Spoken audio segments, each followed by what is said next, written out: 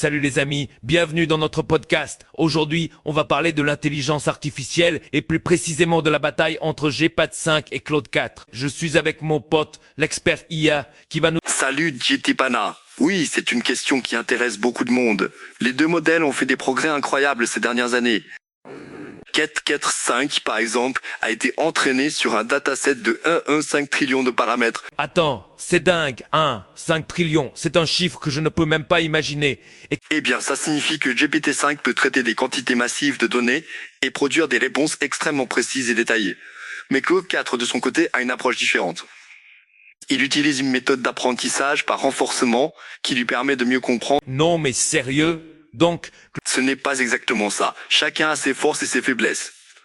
GPT-5 est excellent pour les tâches de traitement de langage, mais Claude 4 est plus performant pour les tâches qui nécessitent une compréhension plus profonde du contexte. Par exemple, Claude 4 a obtenu des résultats de 82% d'exactitude sur le test de compréhension de langage. waouh, ces chiffres sont impressionnants. Et qu'est-ce que les développeurs de... Eh bien, les développeurs de GPT-5 prévoient de l'améliorer encore en augmentant la taille de son dataset et en améliorant ses algorithmes. Et les développeurs de Claude 4 travaillent sur une nouvelle version qui devrait être encore... Donc, la bataille entre GPT-5 et Claude 4 va continuer. C'est difficile à dire, mais je pense que Claude 4 a une légère avance. Ses capacités de compréhension du contexte et de traitement de langage naturel sont très impressionnantes. Mais GPT-5 ne doit pas être sous-estimé. Je vois. Eh bien, on va continuer à suivre cette bataille de près et voir... Oui, ce sera certainement intéressant à suivre.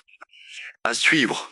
Et pour les auditeurs qui veulent en savoir plus, je recommande de consulter les sites web des développeurs de GPT-5 et Claude 4 pour obtenir... Super! Et si vous voulez rester à jour avec les dernières nouvelles sur l'IA et la technologie, abonnez-vous. Et n'oubliez pas de partager ce podcast avec vos amis et votre famille pour qu'ils puissent également rester informés sur les dernières avancées en IA.